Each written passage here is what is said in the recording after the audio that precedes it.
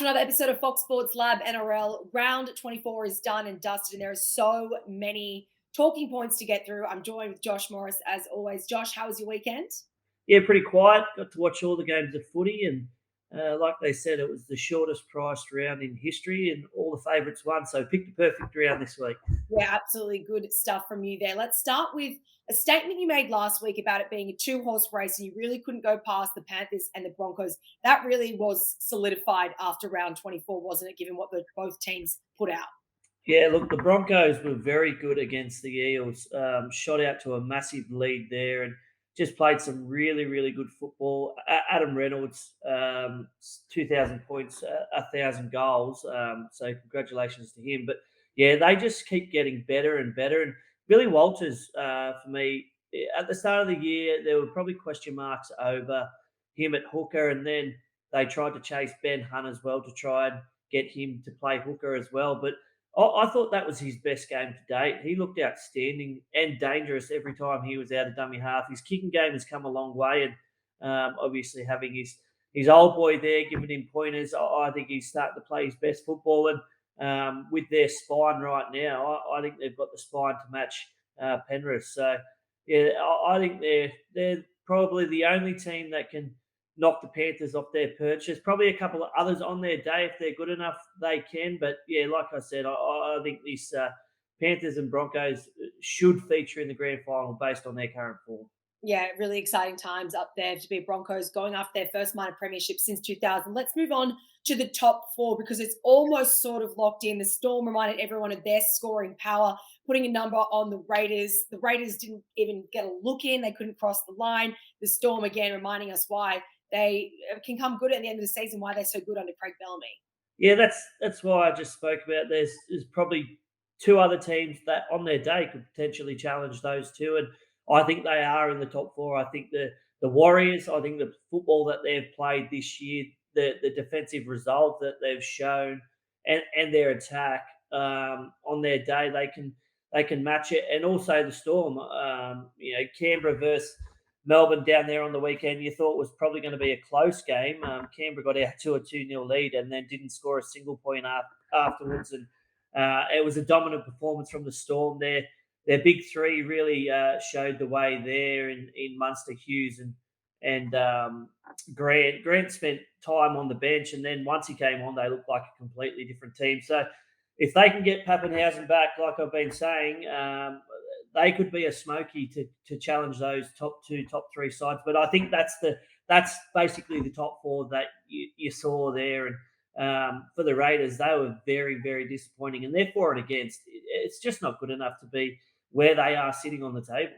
Yeah, absolutely. I want to touch on another top four team in the Warriors. Again, they continuing to impress us. Adam Fanua-Blake chewed through 262 meters off 26 carries and scored a try. A massive performance for Adam, but he's continually been able to do it week in and week out. It's pretty admirable to watch on from the sideline and seeing what he's doing and what the Warriors are doing at this point of the season as well. And on their day, they could definitely challenge one of those top three teams. Yeah, I think so. And I spoke to James Webster on the radio over the weekend, and he was full of praise for Adam Fanua-Blake. He thinks he's the best front rower in the comp, and he's up there with the likes of Haas and Big Tino. And the way he's performed for this Warriors side week in, week out, those meters outstanding. And when the game looked like it was in the balance, he put the side on his shoulders and just continued to roll forward. Ended up scoring a try, and they need him if they're going to be successful the back end of the season. Obviously, he gets their sets off to a great start, and then the likes of Johnson and Metcalf can play off the back of that. So, he was wonderful on the weekend. The Warriors got their job done. They've probably had a couple of ugly wins, so they need to start showing their dominance towards the back end heading into finals. Yeah, absolutely. Steps up this week when they come up against Manly. Let's turn our attention to the Knights because they made a meal out of the Bulldogs. Again, getting in the winner's circle, again, another 2 points on the board for them. They're really just starting to click at the right time. The only sort of, I guess, down or negative note for them really was Jackson Hastings going off with a syndesmosis, a similar injury that he suffered last year when he was at the Tigers. Disappointing for them with that hip drop tackle. What did you make of this matchup? Yeah, look, it was a danger game for the Knights. Mm. The Bulldogs had a pretty much a completely different forward pack to the one that they played them last time when they were beaten 66-0. They were up there at Newcastle. They had everything to play for, and they came out and put, I think it was 30-0 before the first half was up. So another dominant performance. What I do like is their forward pack and their interchange of passing that they have. They've mixed it up quite a bit, and it's made them a lot harder to defend. And then you see the likes of Ponga out the back of that. What's unusual is not seeing Dominic Young on the try scorers list yesterday. There were a number of other players that Mm. got in on the act, and they did it with Bradman Best as well, who had a little groin complaint. So, like I said, their momentum is there with the Raiders. I mean the Knights, but I don't think they can challenge the top four sides, to be honest. What is it that about the Knights that you're not convinced just yet that they can challenge a top four side? Where is it not quite ticking for you? Oh, I don't think they're playing the hard enough sides at the moment, and they haven't had a real test since they've been on this winning streak. I know they went down to Canberra, and Canberra were pretty woeful that day, and but yeah, I haven't seen them play. Obviously the Panthers and the Broncos. So yeah, that's where the question lies about their finals potential. Yeah, absolutely. Let's move on to the Roosters. You gave them one more chance and they delivered once again. So perhaps that's a little bit of a lucky token for you to just give them one more chance each week and they'll keep crowing. A dominant performance, got one back on the Dolphins after that round one defeat a couple of months back. Now, happy for the Roosters there. Yeah, very happy. Obviously, Brett's the coach there, so he was a lot happier when I spoke to him yesterday. They did put in a good performance. Obviously, losing Ray Stone in the sin bin, they managed to score a fair few tries there. But what I did like was the halves. I liked Keary and Hutchinson in the halves.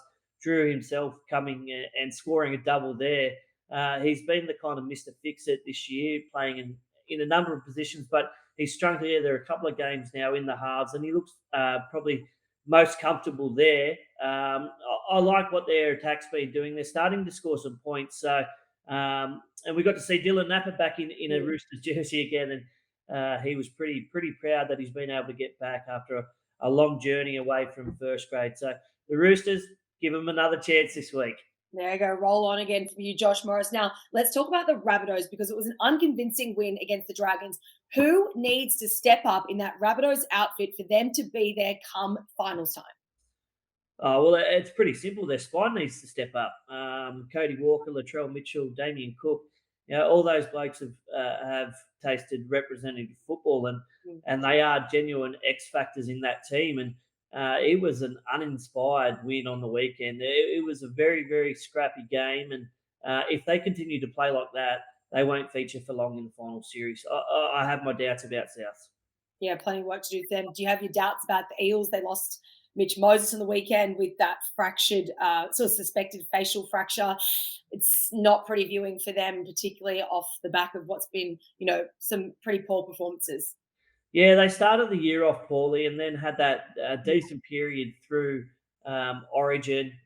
They've kind of had Regan Campbell Gillard out for most of the year. He's been suspended as well, and now they lose Mitch Moses, their chief playmaker. Yeah, they weren't up to the standard of the Broncos on the weekend, and they have some hard games coming up. So I think for the Eels, it might be a stretch that they're going to miss out this year. Absolutely. Just lastly, the Cowboys, they come up against the Sharks, Dolphins, and Panthers the next 3 weeks. Obviously, must win clashes for all those. But before we let you go, Josh, I kind of wanted to get your opinion. Do you feel like the top eight is kind of split almost into top four and top four? I mean, the difference between them is quite large. Yeah, and I think it has been all year. I think we've seen all year that those top sides they continue to win, and they got the job done during Origin. And now that we're getting closer to the finals time, you see them really starting to flex their muscle. Yeah, obviously, the Storm prior the week before against Penrith, they were missing Jerome Hughes, and you see how big a person he is in that side to come back in and how he starred for the Storm on the weekend against the Raiders. So, yeah, I don't see any of the bottom four of that top eight challenging the top four. So, Yeah, for me, as I said, I think it's a two-horse race. But anyone on their day in that top four, I think, can win. Yeah, absolutely. Exciting times ahead. Only got 3 rounds to go. Josh Morris, thanks so much for joining me for another episode of Fox Sports Lab NRL. We'll chat later in the week as we preview round 25. Thanks, Eloise. Have a good day. Imagine what you could be buying instead. For free and confidential support, call the number on the screen or visit the website.